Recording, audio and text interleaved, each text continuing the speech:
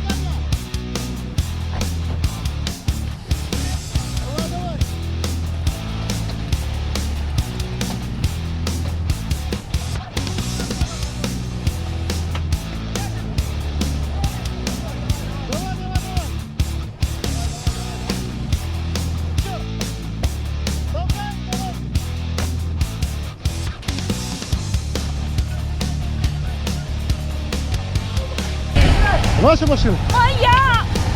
Мой мальчиком! Ты еще не ездила? Ты что? А?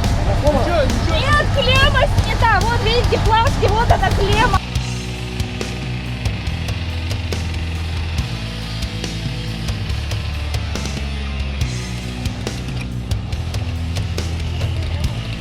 Машину давай выталкивать отсюда надо. Сейчас плотно здесь.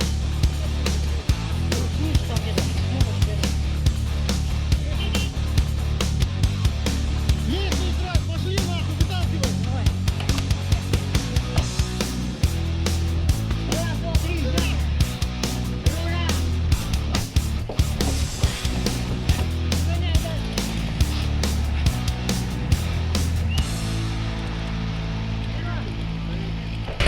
Вот так вот мы и работаем.